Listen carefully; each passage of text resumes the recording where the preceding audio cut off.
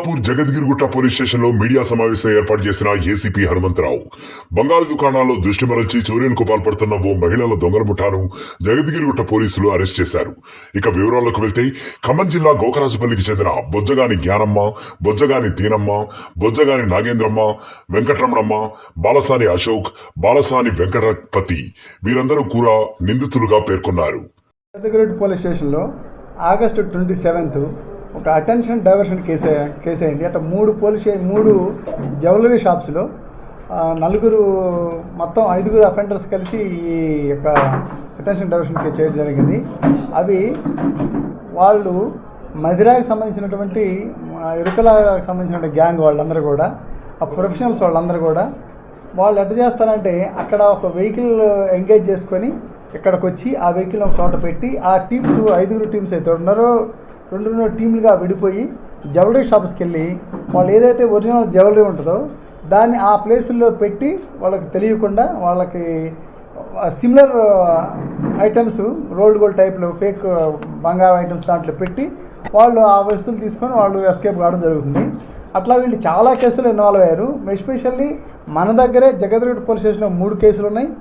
జీడిమెట్ల ఒక కేసు ఉంది.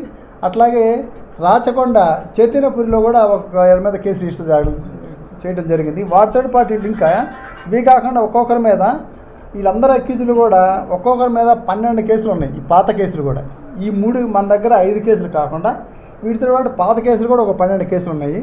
సో వీళ్ళందరినీ కూడా సిపి గారు అవినాష్ మాన్ సార్ సూచనల మేరకు డీసీపీ బాలనగర్ సురేష్ కుమార్ సారు, అట్లాగే డీసీపీ క్రైమ్స్ నరసింహ సారు, అట్లాగే ఎస్హెచ్ఓ జగద్గిరిగుట్ట క్రాంతి, డిఐ అంజయ్య, అదేవిధంగా అదర్ ఎస్ఐస్, జగద్గిరిగుట్ట స్టాఫ్ అందరూ కూడా వీళ్ళందరి సౌజన్యంతో వాళ్ళని సీసీటీవీ ఫుటేజ్ ద్వారా, వాళ్ళ ఫోన్స్ ద్వారా వాళ్ళకున్న వెహికల్ని ట్రేస్ చేసి వాళ్ళని వెళ్ళి 4 పట్టుకోవడం జరిగింది. అందులో A1 అబ్స్కాండింగ్ ఉన్నారు, జ్ఞానమ్మ అనే ఆమెను కూడా క్యాచ్ చేస్తాం. ఇప్పుడు మనకు ప్రస్తుతానికి ఒక వెహికల్ సీజ్ అయింది, డిటెక్ట్ అయింది. ఈ బంగారం కూడా డిటెక్ట్ అయ్యింది. మొత్తం ఈ కేసులో మనకు బంగారం ఎంత పోయిందంటే 65 గ్రాములు బంగారం కూడా పోవడం జరిగింది.